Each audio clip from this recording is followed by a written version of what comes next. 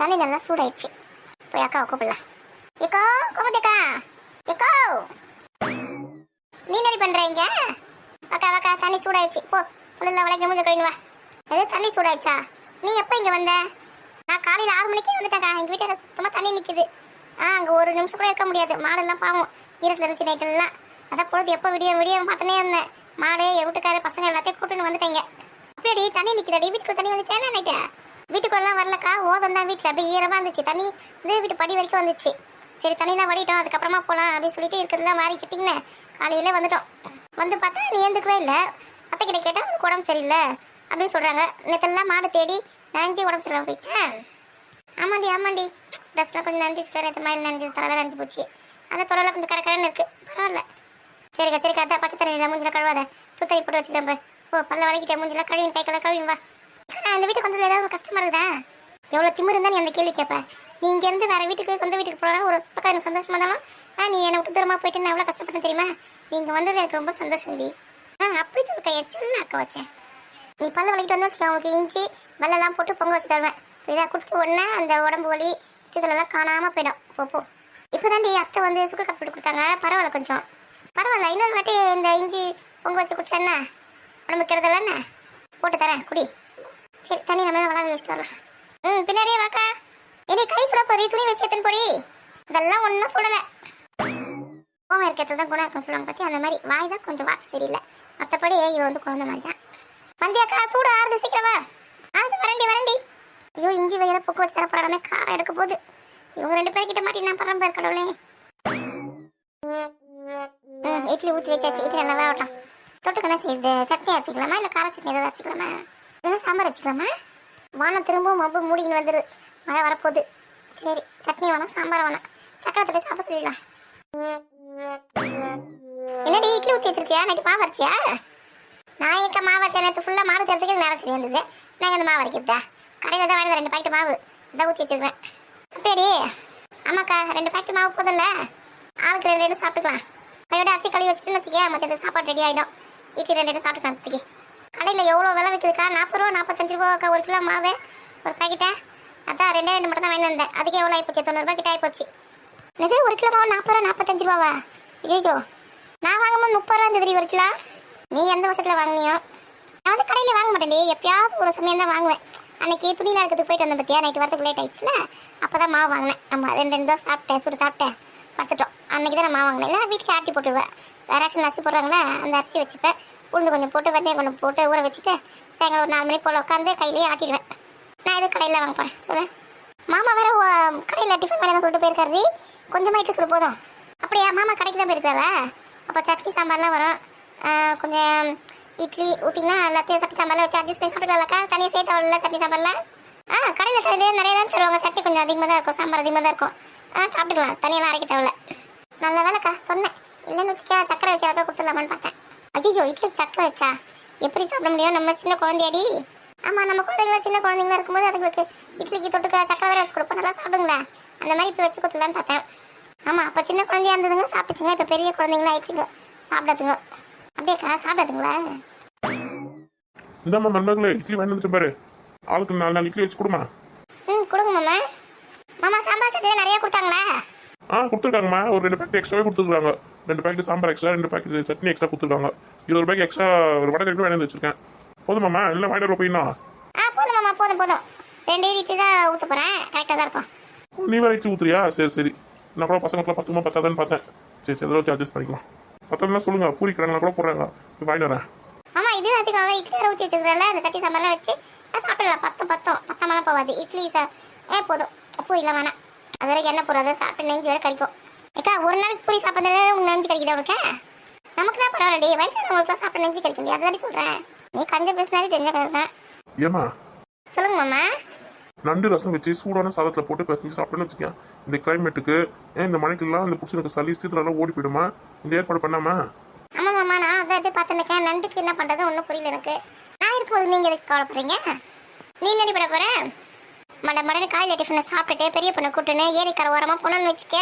அங்கே நிறைய நண்டு இருக்கும். பிடிச்சி போட்டுன்னு வச்சுன்னு வந்துனே இருக்கேன்க்கா. ஏடி ஏரியில் ரொம்ப தண்ணி வழிஞ்சு போயின்னு இருக்கடி. எங்கள் தண்ணி விழப்படி ஏரி என்ன போவாத. ஆமாம் நான் ஏரி உள்ள இறங்கி தானே நண்டு பிடிக்க போகிறேன். அந்த வாய்க்கால் ஓரமாக இருக்கும் பாரு அங்கே தான் பிடிக்க போகிறேன்.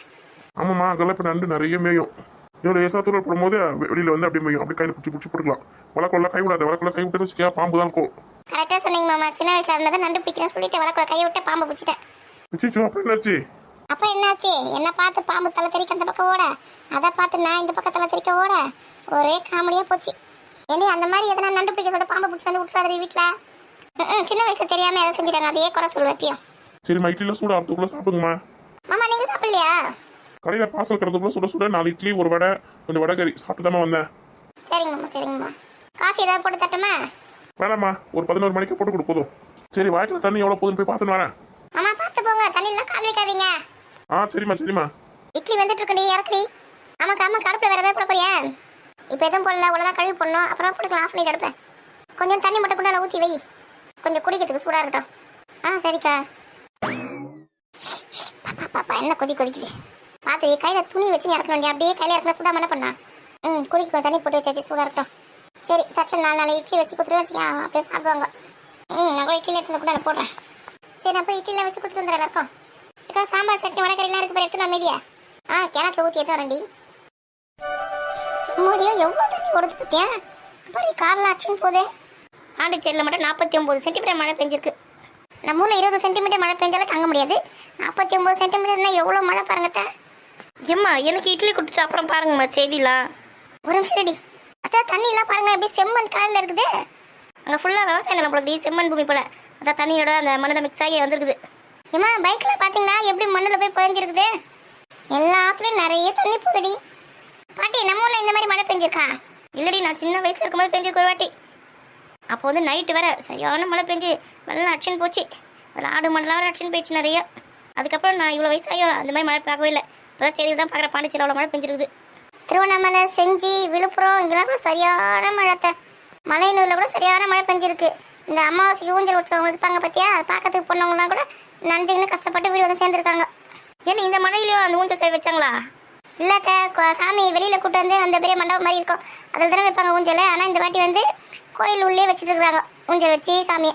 ஊஞ்சல் ஆமாம், அடிக்கிற மழைக்கு எப்படி சாமி வெளில கூட்ட முடியும்? அது உள்ளே வச்சுருக்காங்க. ஏம்மா நீங்கள் இட்லி தருவீங்களா, தர வரீங்களாம்மா? இந்தடி சாப்பிட்டு என்ன இட்லி வச்சுக்கோ, வடை கூட இருக்குது வேணா வச்சுக்கோ. ஏம்மா சாம்பார் கொடுத்துருக்கீங்கம்மா, நான் எப்படி சாப்பிட முடியும்? இட்லி கொடுங்கம்மா, சாம்பார் கொண்டு நான் சாப்பிடுவேன். எங்கன்னா செய்தி பார்க்கறதுக்கு விட்றீங்களா? நொய்யுங்கம்மா புடி சாப்பிடு. எம்மாடி ஒரு வழியாக இட்லி வந்தது. கோமதி அப்படியே நீயே இட்லி வச்சு சாப்பிடு. சாப்பிட்றத வெளில ராதிகா வர இருக்கா, பசங்களை கூப்பிட்டு வந்து அவங்களுக்கு வச்சு கொடுத்துட்டு அப்படியே சாப்பிடணும். ஆமாம் உங்கள்கிட்ட சொல்லவே வந்துட்டேன். காலையில் 6 மணிக்கே வந்துட்டா ராதிகா. அவங்க வீட்டில் எல்லாம் ஒரே தண்ணி நிற்குதாத்த, அதனால தான் வந்துட்டேன் இங்கே. தண்ணி நிற்கிறதா வந்துட வேண்டியது தானே? எதுக்கு அங்கேயே உட்காந்து தெரியல, நைட் ஃபுல்லாக நைட்டே வர வேண்டியது தானே? அத்தை இங்கே பாருங்க இன்னும் மழை இருக்குதான். இந்த மாதம் 11 மாதத்தில் 7 மாதத்தில் இன்னைக்கு மழை பெய்யும் அப்படி சொல்லிட்டு ஒரு லிஸ்ட் எடுத்து போடுறாங்க பாருங்க. ஏண்டி கார்த்திகை மாதம் முடிகிற வரைக்கும் மழை இருக்குடி, விட்டு விட்டு பெஞ்சுன்னு தான் இருக்கும். தீபம் முடிஞ்சாதான் மழையே முடியும். அச்சிச்சோ இன்னும் 15 நாள் இருக்குது அதுக்கு. ஆமாம் அது வரைக்கும் நமக்கு மழை இருக்குது, வந்து போயின்னு தான் இருக்கும். இம்மாவுக்கு ஞாபகம் இருக்கா? வரதா புயல் கூட கார்த்திகை தீபாவளிக்கு தான் வந்தது. ஆமாம் நல்லா ஞாபகம் இருக்குது. புயல் காற்று வேறு வீசினே இருக்கு. நம்ம வீட்டில் அப்போ தான் கார்த்திகை தீபம் வழக்கெல்லாம் ஏற்றி வச்சு சாப்பாடுலாம் செஞ்சு அந்த புயல் காற்றுலையும் கார்த்திகை தீபம் கும்பிட்ட முதல் ஆள் நம்ம தான் இருப்போம். என்ன காற்று அடிச்சது இல்லாமாப்பா? ஆமாண்டி அப்போ தானே பெரிய பெரிய மாமரம்லாம் விழுந்து போச்சு நம்ம ஊரில். அப்படியே தென்னை மரம்லாம் அப்படியே தரையை வந்து அதோட மன தொட்டுட்டு போச்சு. அந்த காற்றை பார்த்து பயந்தே போயிட்டேன். கரண்ட்டு கூட இல்லை, கரண்ட் கம்பத்தெல்லாம் தள்ளி விட்டு போச்சு. 13 நாள் நம்ம ஊரில் கரண்ட் கிடையாது. பரவாயில்ல இந்த பெஞ்சால் புயலாவது லேசாக காற்று வீசிட்டு மழையை கொடுத்துட்டு போயிடுச்சு. வரதா புயல் மாதிரி நம்மளை உண்டு இல்லாமல் ஆக்காமல் போச்சு, தப்பிச்சு அது வரைக்கும். ஆமாம் நம்ம ஊர் வரதா புயல தான் கொஞ்சம் ரொம்ப பாதிக்கப்பட்டுச்சு. பரவாயில்ல நம்ம ஊரில் வந்து நல்லவங்களாம் இருக்குன்னா நம்ம தப்பிச்சோம். குடிக்க தண்ணி, அரிசி, காய்கறி எல்லாம் எடுத்து வந்து வீடு வீடாக கொடுத்துட்டு போனாங்களே, வந்துட்டீங்களாத்தா? ஆமாண்டி வீட்டுக்கு 5 கிலோ அரிசி, காய்கறி, அப்புறம் சாப்பாடு கூட எடுத்து வந்து கொடுத்தாங்களே. ஆமாம் குட்டி அணியில் பிரிஞ்சு செஞ்சு எடுத்துகிட்டு வந்து வீடு வீடாக வந்து சாப்பாடு கொடுத்துட்டு போனாங்க. எனக்கு கூட வாங்கிறது கொஞ்சம் கூச்சமாக தான் இருந்தது. என்ன பண்ணுறது, மழையில் கரண்ட் இல்லாமல் தண்ணி இல்லாமல் எப்படி சாப்பாடு செய்ய சொல்லிட்டு நான் கூட வாங்கிட்டேன். அந்த அண்ணனா இன்னும் வாங்கிக்கோமா கூச்சப்படாமல் வாங்கிக்கோ அப்படின்னு சொல்லிட்டு சொன்னாங்க. அம்மா நீ அம்மா வாங்கிறதுக்கு கூச்சப்பட்டேன்? அம்மா கோயிலெல்லாம் பிரசாதம் தராங்கன்னா முதல்ல எல்லாம் போய் நிதானமா வாங்குவேன். நீ எப்பயுமே கூச்சப்பட்ட? என்னைய கோயிலில் பிரசாதம் வாங்குறது வேற, வீட்டு வீடாக சாப்பாடு தந்து கொடுக்கும்போது வாங்குறது அது எவ்வளோ ஒரு இது தெரியுமா எனக்கு? வாங்கிறதுக்கு நான் கஷ்டப்பட்டேன். வரத போயில் அங்கங்கே பெட்ஷீட்டும் பால் பவுட்ரு அது இதுன்னு கொடுத்தாங்க. பாயெலாம் ட்ரெஸ்லாம் நம்மளுக்கு, ஆனால் அதெல்லாம் கொடுக்க அது தேவைப்படல, நம்ம ரொம்ப பாதிக்கப்படல. ஏதோ கடவுள் பிடிச்சா நம்மளாம் ரொம்ப பாதிக்கப்படாமல் இருக்குமே. நம்மளுக்கு அந்த நிவாரண பொருளும் வேணாம், ஒன்றும் வேணாம். கடவுள் நம்ம எப்படியே விட்டுட்டாலே போதும், நம்ம இருக்கிறத வச்சே வாழ்ந்துக்கலாம். அங்கங்கே வீட்டுக்குள்ளே தண்ணி வந்துச்சு, எல்லாம் முகாமில் இருக்காங்க. அதெல்லாம் கேள்விப்படும்போது பயமாக இருக்குது. போல வீடாக இருந்தாலும் நம்ம வீடெலாம் ரொம்ப சேஃப்டியாக தான் இருக்குது. அம்மா இந்த மழை வெள்ளத்தில் நிறைய பேர் வீட்டில் இருந்த பொருள்லாம் அடிச்சுன்னு போயிடுச்சாம்மா. துணிலாம் இல்லை, பசங்க படிக்க புக்கெலாம் இல்லை, அதெல்லாம் சொல்கிறாங்கம்மா செய்தியில். ஆமாடி, நான் கூட பார்த்தேன்டி. உங்களோட ட்ரெஸ்லாம் நிறைய ட்ரெஸ் இருக்குல்ல, அதெல்லாம் வேணால் பேக் பண்ணி அந்த அட்ரஸில் அனுப்பிச்சி விடலாமா? ஆமாம்மா, என் ட்ரெஸ்ஸில் கூட புது ட்ரெஸ்லாம் இருக்குமா, எனக்கு பத்த மாட்டேங்குது, சின்னதாக இருக்குது. அந்த ட்ரெஸ்லாம் கொடுத்து அனுப்பிச்சிடலாமா? என் புடவை கூட இருக்குதுரி, வேணா கொடுத்து அனுப்பிச்சி விடுங்க. பாவம் மழையில் கஷ்டப்படுறவங்களுக்கு யூஸாக இருக்கும் அந்த புடவை. உங்கள் மாமாவோட வேஸ்ட்டில் கூட தரேன், சட்டெல்லாம் டவலில் கூட கொடுக்குறேன், அதில் கூட கொடுத்துருங்க. ஆமாம், கிழிஞ்சு பணம் தான் கொடுக்கக்கூடாது. அவங்க யூஸ் பண்ணுற மாதிரி இருக்க பொருள் மட்டும் தான் தரணும். அப்படி இல்லைன்னா புதுசு வாங்கி கொடுத்துணும். அந்த கிழிஞ்சு போன பொருள் கொடுக்கறதோட கொடுக்காம இருக்கலாம்.